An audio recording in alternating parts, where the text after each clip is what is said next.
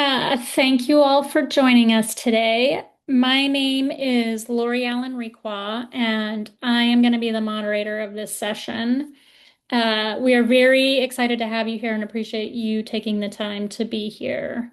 Before we begin, again, like I said, we've got a few housekeeping items to ensure a smooth session. The session is being recorded, as you just heard. If you don't want to be seen in the recordings, feel free to turn off your webcam throughout the session.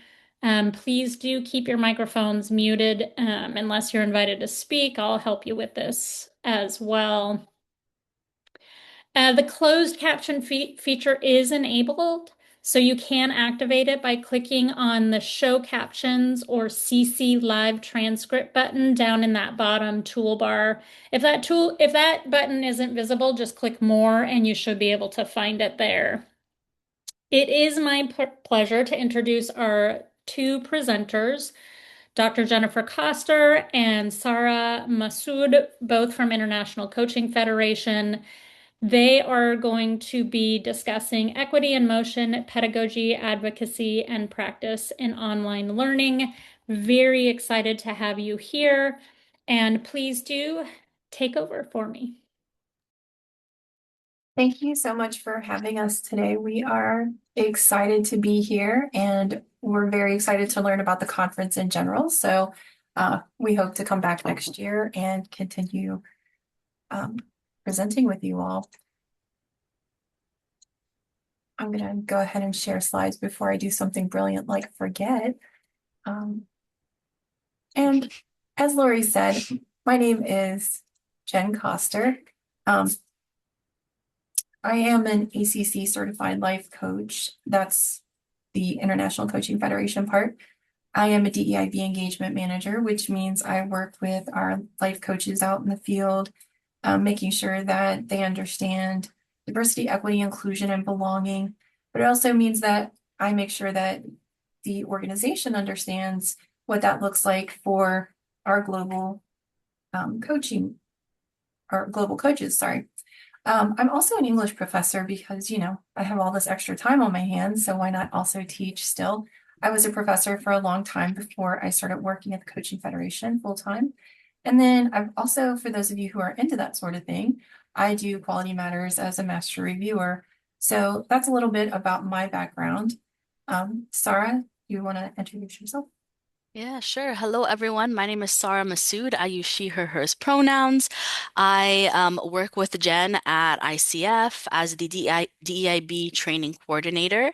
I'm also generally a DEIB practitioner and have been practicing this work for quite a while now. I grew up in the Bay Area, California. I know that's where the conference is taking place now. But I currently live in Cairo, Egypt. So I'm way across the world now. But I work in training and education, and my focus is really what happens around content and design. So the culture and structures that help us draw on all of those diverse lived experiences, narratives, and examples that help make learning more accessible and meaningful. Yeah, we're really excited to be with y'all today. Just to give you kind of a little bit of a heads up, the next 45 minutes will be a bit interactive through chat and if people feel comfortable to unmute themselves. But we'll be discussing some example scenarios and we'll be engaging in some reflection work together as well. Yeah, so we both do this all day, every day. So we like for our audience to be a little bit involved as well. But we won't make you come off camera. We know how people feel about that. All right. So Oh, first, oh, go ahead. sorry. All right, so we're going to start with a little activity. What counts as engagement? So participation is actually one of the most visible ways to tackle inequities. It's something that happens day to day, right? Continuously, everyone, all the students, the learners are participating in some way, shape, or form. And so we just wanted to start off with this little opener. So finish this sentence in the chat. A student is engaged in my online class when they, and we'll see what y'all come up with.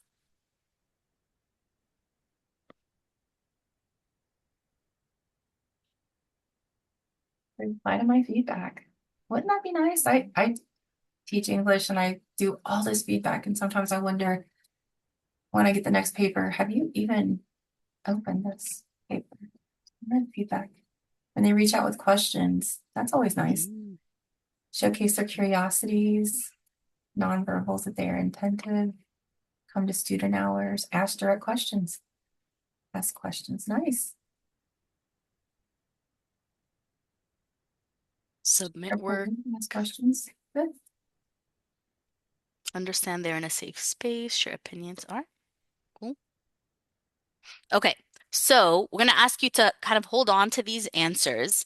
And throughout the rest of the session, we're going to ask, um, think about those answers. Whose engagement do these definitions or these responses recognize? Maybe where are the gaps? Who miss it? Who's being missed? And we'll start to kind of see where that equity work begins. And of course, we're educators and we're talking to educators, so we have to give you some learning outcomes. And today we hope that you will leave with the ability to recognize some structural and cultural barriers in online learning. We want to examine how communication, design, and tech reinforce inequities, analyze real classroom scenarios for bias, identity, and power, but also apply strategies for inclusive design or inclusive dialogue and belonging, and make a commitment to one concrete change in your own practice. So that's what we hope we will get as far as our learning outcomes go today. Mm-hmm. And then I also wanted to provide a little bit of a roadmap for y'all, how we're going to spend our 45 minutes together. So roughly half of the content is going to be the bulk, right? We're going to talk about the challenge and where inequities emerge, hidden assumptions and student impact. And then the other half is going to be some reflection and discussion. We'll have a scenario discussion midway. There's a little bit more folks than we expected here, so if everyone is comfortable, we can go into breakout rooms. And then we'll end on some strategies for dialogue, participation, and belonging, and finally, an action commitment. So, like Jen mentioned before, cameras are welcome. Understand if you're not able to, but we will be throwing out questions to the group. And so I love that everyone was pretty responsive in the chat, so that might be our go-to here. So let's start where many of these conversations begin, and that is with the gap between intention and impact. So almost every educator I work with believes in equity in some shape or form. And the question isn't really about whether or not they believe, it's more about the design. Many of us are still teaching online, unfortunately, with some of the habits we inherited from in-person classrooms, or, and I hate to bring this up, but from that rushed pivot of 2020, when we all found ourselves shifting from in-person classes to online during the pandemic. Those habits were never neutral, and online, they get amplified, as most of you probably know. And some people never really chose to develop out those online habits and make good ones. So some of those things are communication norms. Rewarding people who are the first and fastest poster on discussion boards, or who has the best, most positive, polished academic English.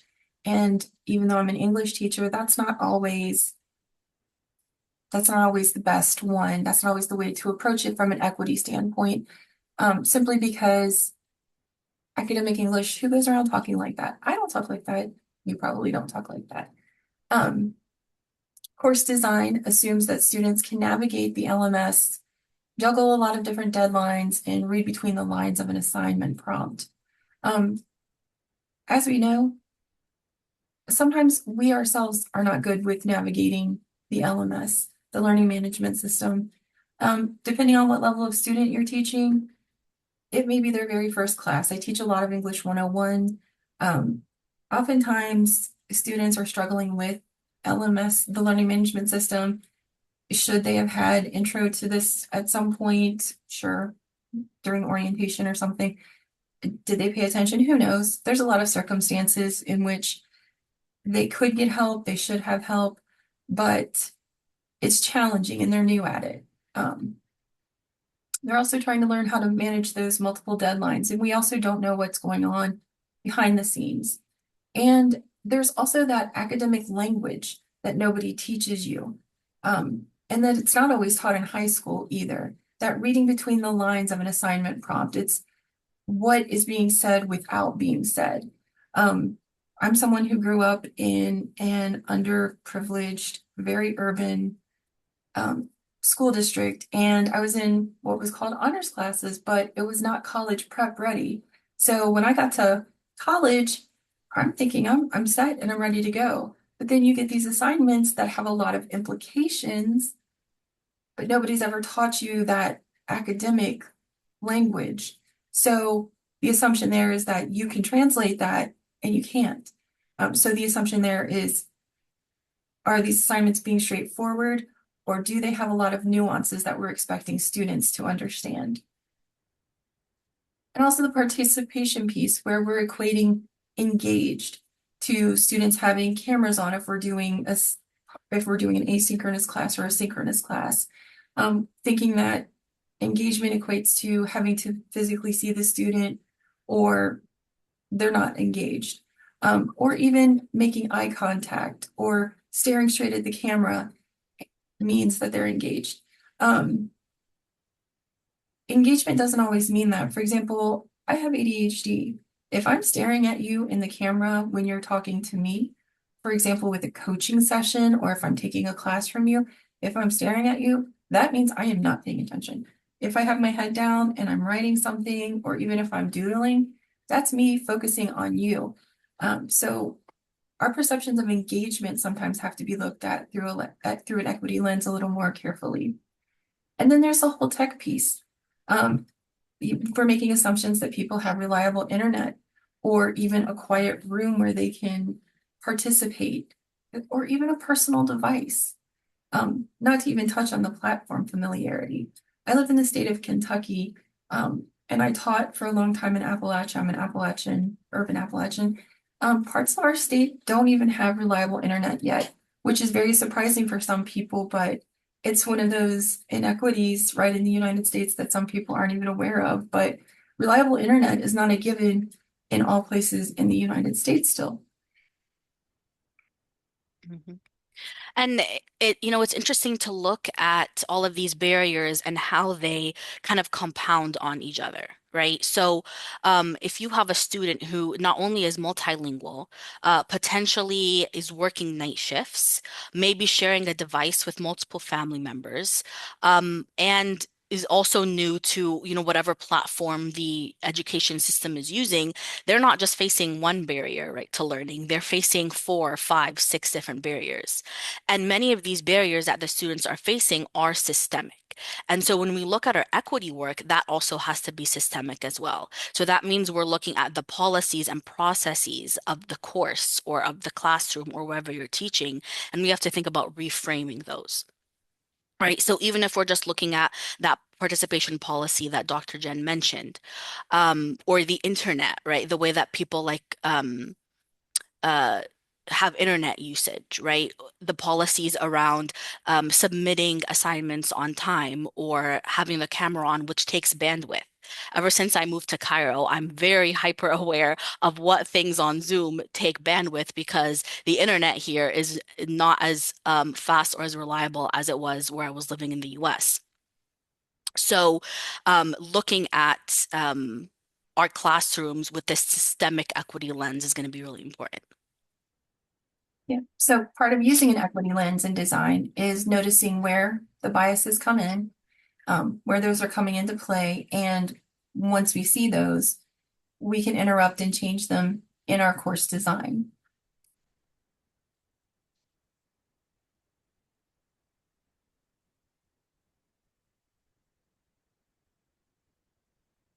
So this is our this is our shared analytical map with 4 domains to watch in online learning equity.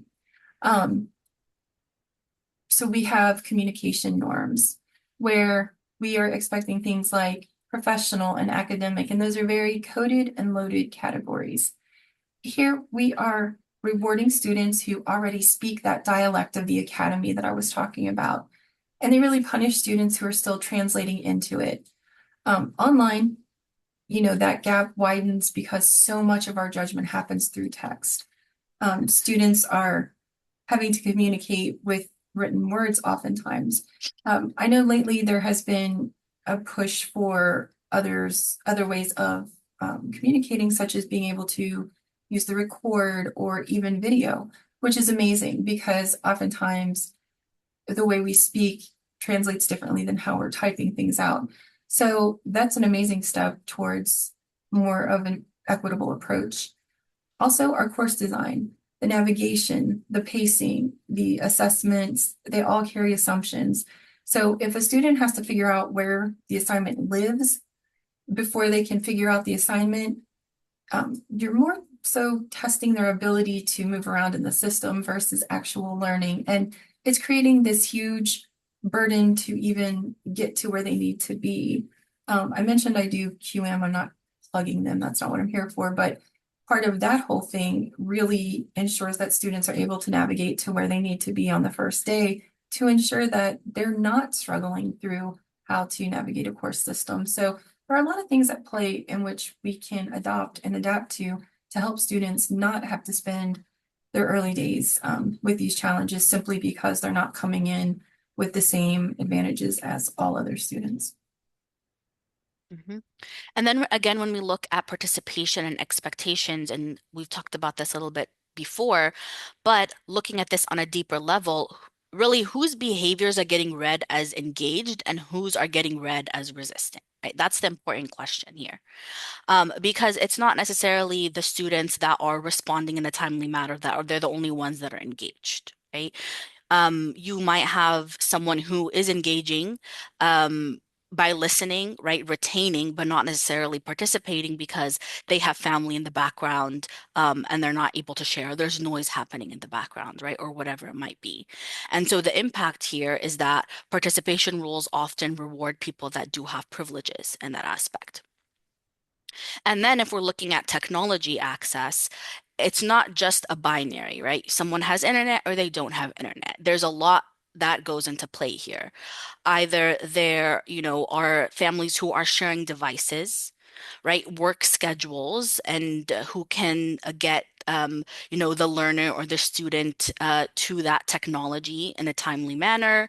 What's going on around caregiving? Is the housing unstable, right? Are there surveillance concerns? And so students or learners are rarely offering up this knowledge of their own on their own. And so, you have to look at design as if these things are happening, regardless whether you know or not. And, just to kind of give you a personal example, one of my cousins has 4 kids that are all in school and they have 2 laptops. And so when there's some sort of weather issue or they're all doing online learning, they're scrambling to figure out the schedule. One has to take their, one of the, and she's a single parent. Her husband works abroad, so he's not there. So she has to scramble getting one to an aunt who can use a computer, one to, our house to use our computer. And so that affects how the child is going to learn. And so again, looking at how barriers compound on each other, these 4 domains usually show up together, not, in a silo. And so that's again why we're looking at equity from a systemic level and not an individual level. We're not just looking at one of these pieces at a time. So we're curious, which of these domains create the most friction in your online courses? Where have you found as educators, where has this come through? And I do see we have a question. How do you ask about personal situations if you notice a student struggling? That's always a challenge. I think it's a good idea to not necessarily ask directly if hey, do you have something personal going on? But more so, is there anything I can do to help you be successful in the class? That's always a good opener. If you don't have a camera requirement, I mean, some schools I know at one point had a camera requirement. You have to have a camera on. It was a school requirement, and there's nothing we can do about that. But talk to the student and just say, here's the requirement. Is there anything I can do to assist? But keep it neutral, keep it open, and let the student share what they're comfortable sharing. But that's always the approach that I've taken. And I find that students typically will give you something, or just say, is there a particular reason? You don't have to give me an exact reason, but is there something going on where you can't turn the camera on? Just a yes or no. That's really all you truly need to know. And I find that that's simply enough, because in college we're all adults. So I give them the benefit of the doubt. Mark noted, in my experience, institutions do a poor job of onboarding everyone, students, faculty, staff, and admins. I would give that a 100 also. Absolutely. I think that piece is always something that kind of falls through the cracks, and it's easy to forget that. And again, I'll mention QM, but with that, I have to go in to different systems. And sometimes it's very easy to remember what it's like to be a learner when you go into some of these odd ones where it's like a one-off that the school is using. And it's like, okay, I will never take this for granted again, because trying to get around in some of these LMSs is so challenging. And Dandridge says, Yeah. I've had this discussion with many faculty and they don't seem to get it, how barriers come from. Yes. Mm-hmm. Wonderful. Thank you. I hope you do share. All right. I'll also add one more thing before I move on to Christopher's point, which is setting the norms too at the beginning of your class, like before school starts or before your learning session starts, and that you are there to offer support and giving examples of ways you've offered support in the past, and emphasizing that throughout also opens the door for folks to come to you instead of you having to go to them.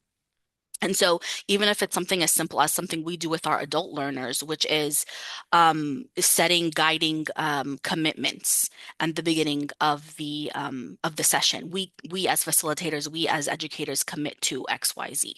That's another thing we can do as well. Um, yeah. All right. So moving on to talking about gaps. So equity gaps often begin as imagination gaps or bias gaps. And so when we're picturing what the typical student is, the typical learner is, we are designing for that picture as individuals. And also, right, as a system too, depending on what curriculum you're using. And so we're centering that specific type of student. And then what happens is everyone outside that is not the norm kind of has to do that extra work to be legible to us. And most of the time, this isn't happening consciously. It's because of our personal biases that when we first imagine what is normal to us, and we plan for that, right?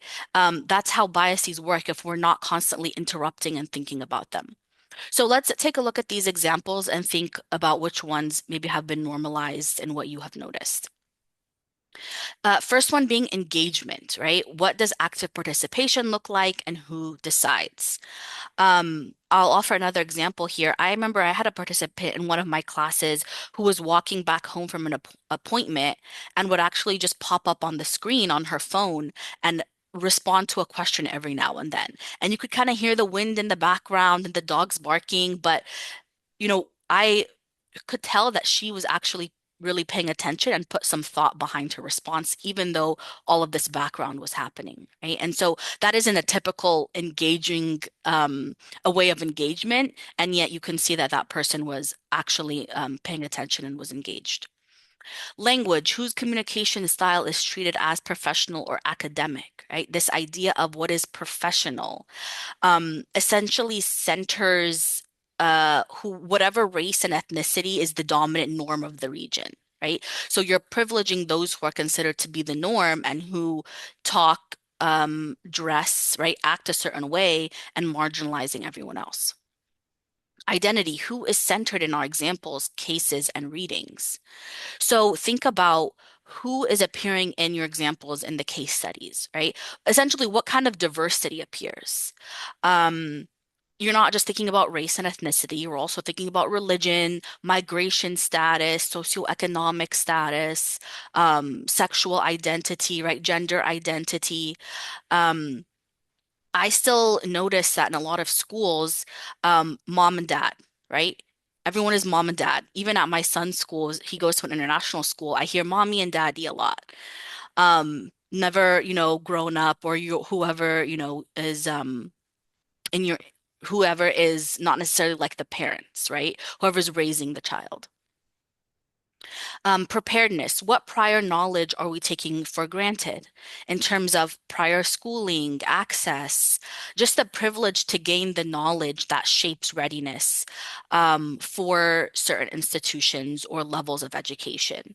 So, a first generation student or a participant who has maybe just arrived as a refugee, they're going to have a completely different level of preparedness, right? As someone who grew up in this country, went to private school by XYZ.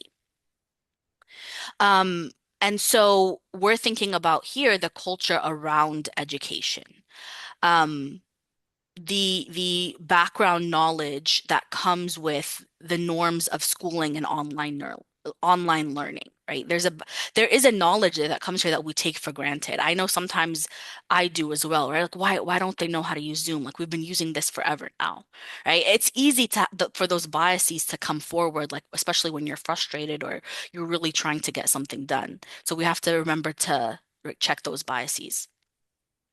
Stability, what level of safety, housing, time, and tech are we assuming? It's really important not to assume safety, housing, legal status, right? Even mental health. Something as simple as being able to have a private room for the online learning. And just generally, students and learners have such a diversity when it comes to the household and what their living situation is. And then lastly, trust. Who do we expect to ask for help and who do we expect to figure out alone? Students from either minoritized or marginalized groups often carry experiences that taught them not to ask for help. And so, where the design comes in is designing proactively so that they don't have to, right? Like I mentioned before, leaving the door open through those guiding norms of, offering support, right? And having that, being able to ask for help or guidance being built into the policies of the classroom. So sharing that at the beginning of every session, you know, if it's with adult learners or with folks that are in school. This is the policy if you need to ask for help or support. You do step 1, 2, 3, and 4, right? So that policy is built in. They know what to do right away. But that's not always the recipe for equality. And those imagination gaps in our design can be exposed. And I'm going to give you a very common example. And I'm not calling anyone out because that would mean I'm calling myself out with this. So let me see if this resonates with anyone.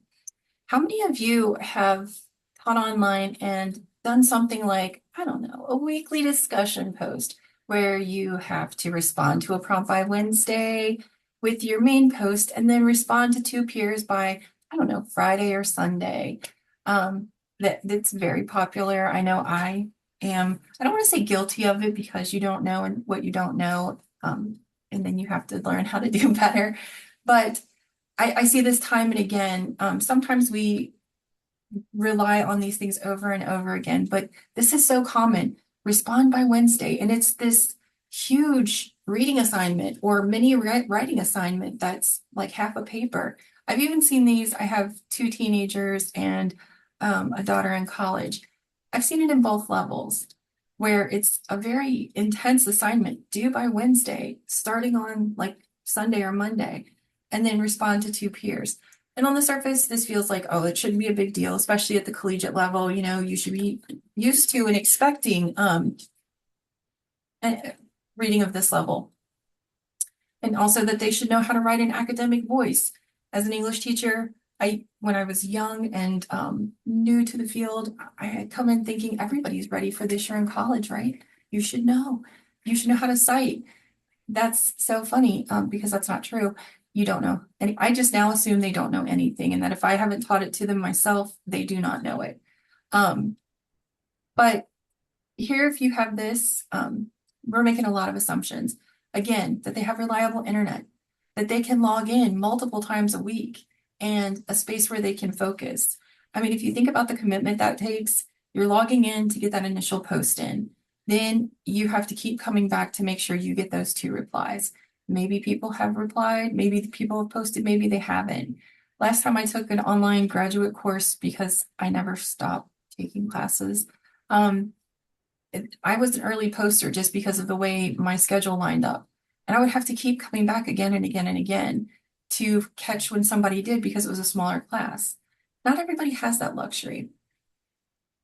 Plus, we're assuming people feel really comfortable putting their ideas out there or that they trust the environment and they're willing to risk being wrong. That's very scary for a lot of people.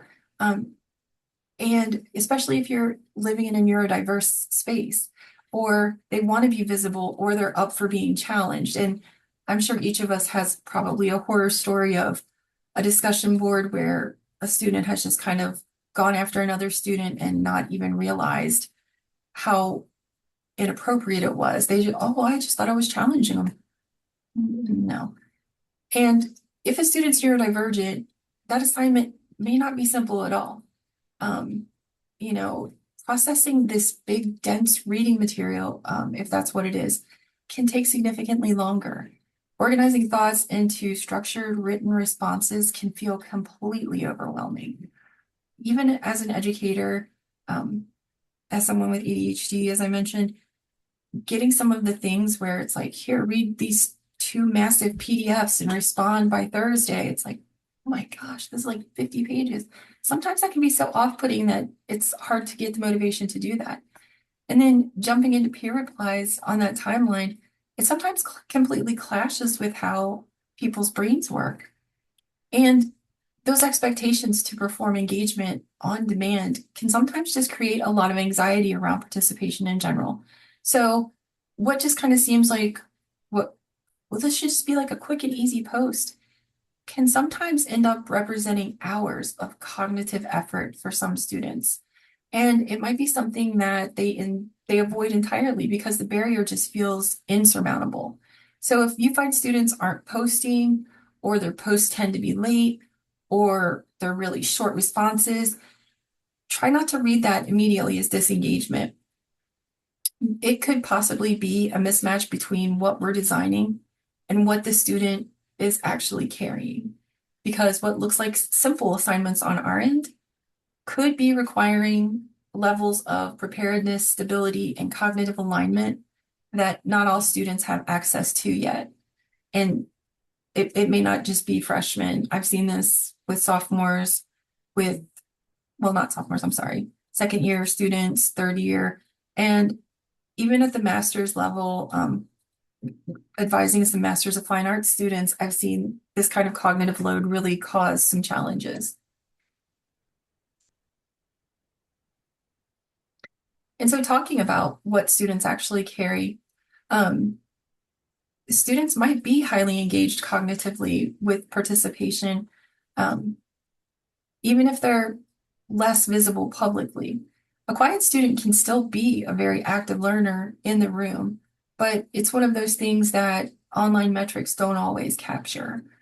And then with performance, when a whole group of students is underperforming on one task, we want to actually stop and consider not necessarily is it the students, it's probably the task. So hopefully at this point, people do that. Outcomes often reflect barriers in design rather than a lack of capacity. So if it's one student who's not performing well on an assignment, sure, it might just be that student who needs a little extra guidance. But if you find consistently semester over semester, you're giving the same assignment and people are just running up against walls with it, it might be time to reevaluate that assignment. But as we're going through this, think about those kinds of things. Mhm. And then when it comes to belonging, students learn differently when they feel erased, right? When they feel stereotyped or even hypervisible. So you're going to find that they probably are going to disengage. And if we look at belonging, it's a feeling, right? And so it's not just something that we can make people feel. We have to foster the environment. We have to create that structural condition that we build into the course in order for them to start to feel that belonging, right? And in the end, they decide whether they feel it or not. And then when it comes to well-being, looking at rigid structures, high surveillance tools, those types of things can intensify trauma responses. Um, and so, especially if you're looking at students that have unstable homes, other sorts of trauma histories, refugee or migrant students, um, those things are going to be, again, compounded on each other, right? And also, if we're being honest, those types of structures, I think, creates distress for most people, let alone people that have histories of trauma. And so if we don't like want it or expect it for ourselves, then why are we expecting it for our learners? So now that we've talked about this theory, let's put it into practice.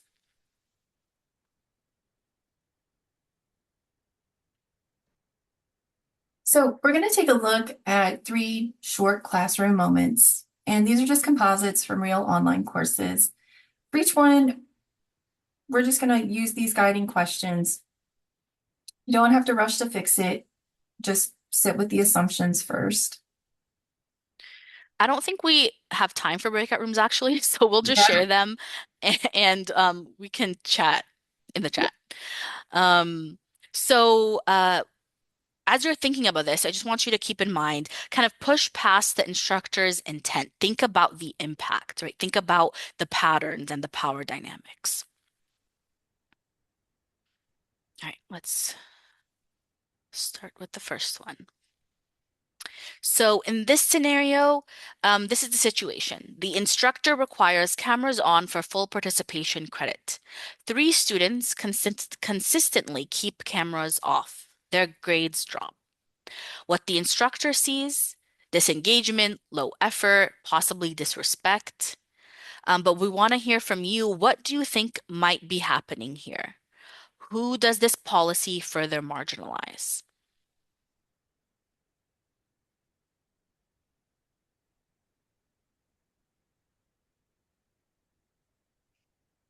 And you can respond in chat. You can come off mute and chat with us. Either way is fine. Mhm,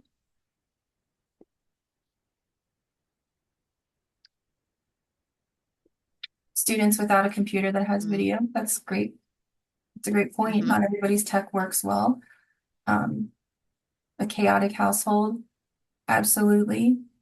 One thing that I have done to encourage students to meet with me on the side note of chaotic households, I've put in my syllabus or in the area where it says, how to set up a meeting with me. I put in there that, I have kids, I have pets. I do not care if your kids are running around in the background. I do mhm, not care if your dog barks in the background. Please set up time to meet with me if you need it because I teach a lot of adult learners, as I'm sure you do too, in the community college setting. Um, and people think, oh my gosh, I can't meet with a teacher because my kids might interrupt. I don't care if your kids interrupt. Kids are cute.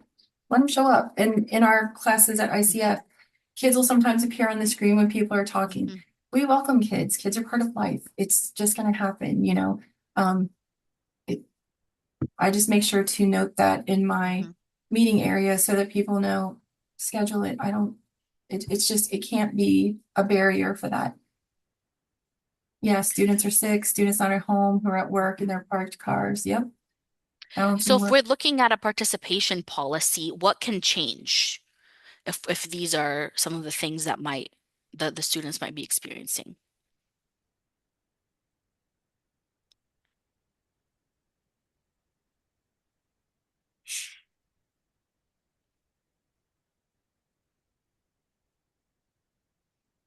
What are some alternatives?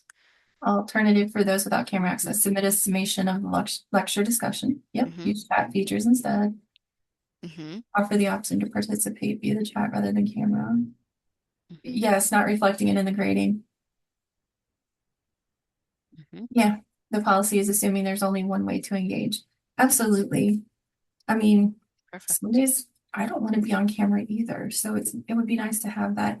In our presentations, we encourage people to use the chat. We encourage people to message us directly if they have something that they want to say but don't want to say it in the chat and have it tied to them, recognizing that, some people are afraid of being seen as saying something wrong. Um, We always tell people to use the online emojis, let them fly. If you're feeling happy about something, let the hearts fly, let the thumbs up fly, whatever makes you happy. Delayed Yeah, participation, such as submitting a list of questions that came up during an activity or lecture. Yeah, that's great. that's a really good one. Hmm. All right, let's move Maybe on. let's do one more scenario, Jen. What do you think? Okay. Yeah, Just then we can move on. Yeah, yeah, we've got about 5 more minutes. I hate this yeah. part of my Okay. job. We understand. So, well, then let's just finish up our main points. Okay. Unfortunately, we'll skip over those, but so inclusive dialogue and participation. So inclusive dialogue is designed, it's not improvised. These are some concrete moves I've used and watched some of my colleagues use. None of them lower rigor because I know that's not an option. We're always challenged as educators to improve rigor. I get that. But they do remove barriers that have nothing to do with the learning outcome. So some things are multiple modes, multiple modalities, writing, audio, visuals, asynchronous options that let students show more thinking. I know as an English professor, it's been a luxury when the whole thing about different modalities came up in that I've been able to offer visuals with explanations and all kinds of different options. So, are there ways that you can offer those in your classes? Community agreements where you co-create in week one to revisit at midterms. When students are helping you write those, it becomes they become more invested in the whole class. Cultural humility. Tell students you'll make mistakes and that you welcome correction, and then handle the correction when it comes. And really, truly, that is paramount when it comes to creating a safe space. My syllabi always include something about um, my line is always that no matter what happens in class, first and foremost, you're a human being, and that's more important than anything we're going to do in the class. And that lets students know up front that there's really nothing that we can't handle educationally. If something comes up, come tell me so that we can work out how you can be successful in the class. But at the end of the day, you're a human being first and foremost. And that's what I need to know is if something's going on. And I always know you don't have to tell me exactly what's going on. That's not really my business. I just need to know that there is something going on. Um, Mhm. and also low stakes voice, short reflections, paired work, annotation tools, polls, those can help build confidence before we have those high stakes assignments. So giving lots of little opportunities to be successful helps build that confidence so that when something big does come up, they've got that confidence built in so that they're not as scared to tackle that bigger assignment. Um, so we also want equitable participation. And that means that flexibility is not the absence of rigor. A lot of people confuse that. I'm not super strict on due dates simply because I'm not sitting there at midnight eagerly anticipating people turning things in and then turning it around within 24 hours. So I find that the due date is there. 95% of people adhere to it. I don't sit there and take massive deductions because I find that everybody's going to need an occasional extension. And I don't really want to talk about that with every single student. Just as long as the person isn't continuously abusing it, it's fine. Um, and it helps remove a lot of tension and a lot of anxiety for a lot of people. Um, Assignment choices. If you can offer more than one, that's fantastic. You can do extension tokens if you're not comfortable being flexible with due dates. If you can, drop the lowest score, offer the alternative formats to allow various methods of participation. Be transparent. As we were talking about before, not everybody speaks the language of the academy. Make your assignments as plain as humanly possible. I'm not saying dumb it down. I'm saying make it plain. Make it so people can just clearly know exactly what's expected of them. And it's funny too, because when you do this, you'll get lots of questions at first because it'll seem too easy, like, oh, this is really just what you want. Yes. Model work. Give an example from a prior student if you get permission, obviously, but give that to them and let them see here's what a student did before that was successful. Make your rubrics clear. Don't have a hidden curriculum, not some secret thing you want. If you just tell people what you want, you'll get it. And then the tech friction, try to eliminate that. Simple navigation. Even if you are the world's best Canvas person, you don't have to put all the bells and whistles in. So you don't need 15 modules when three will do. Make sure you have the captions, the transcriptions, that it's mobile friendly, and that there are low bandwidth options. And I'm sorry to rush. I know we're limited on time. And then do your representation audit. Walk through your readings, your examples, your images, and your cases. Who's centered? Who's missing? Who only appears in deficit framing? So remember that rigor should manage learning. Mhm. And then just to end here on thinking about belonging as it relates to equity, um, looking at building that relationship as a strategy with the students, with the learners, offering low pressure check-ins, treating the students' lived experience as knowledge, validating their lived experience and its relevance, right? Not expecting marginalized groups to educate the room, but just still acknowledging their expertise and their experience. Um, Opening up office hours, a mid-course feedback survey of some sorts, and just that transparency of showing the students or learners that you're open to change and that you're open to offering more support. I think that's key in the dynamic between educator and student. Also thinking about individual outreach when you can, normalizing asking for help, modeling it yourself, sharing, of a way you offered support to another student who was struggling. Um, and then I just love using plant examples and like metaphors when we're talking about DEI. But if we're thinking about this feeling of belonging that grows like a plant, when the students are being watered with this message of your presence is expected here, your perspective matters, we have support for you, that's what is that water and sunshine, right? That's what creates that growth of belonging, is really those messages.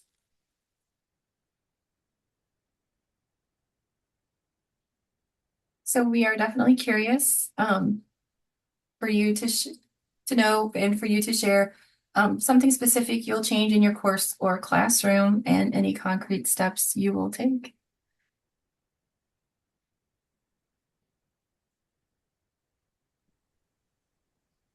While folks are doing that, if you have any questions, we could wrap it up with questions as well for our presenters.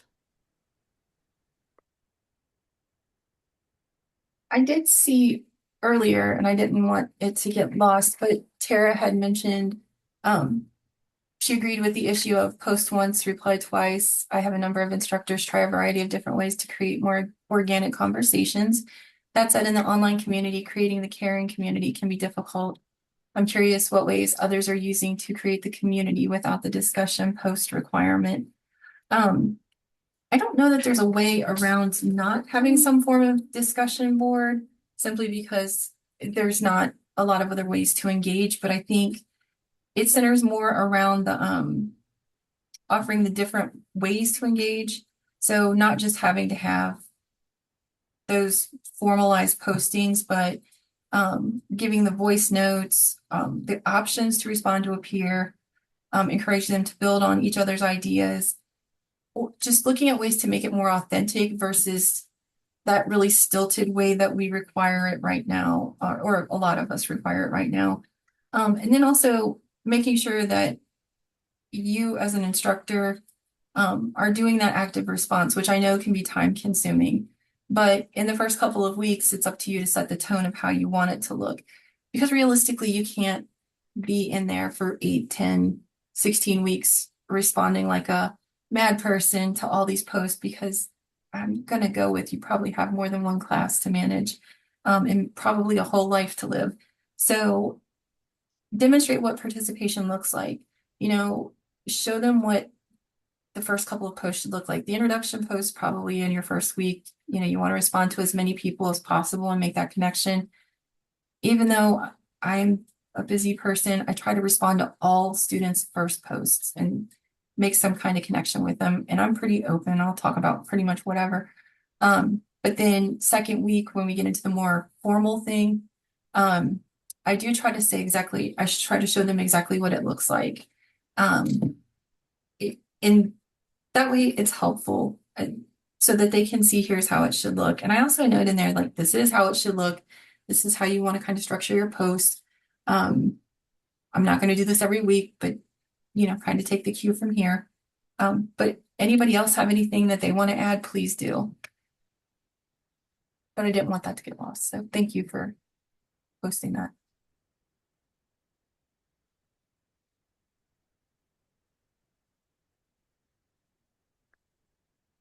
Thank you, Dandridge. I enjoyed having you. Be more flexible with teaching style to fit the non-traditional. Yeah, I teach a lot of non-traditional students. I've taught at community colleges for most of my career, and it's been challenging but wonderful. And I think flexibility and understanding are keys to everything when it comes to that. Yes, asynchronous collaboration is wonderful.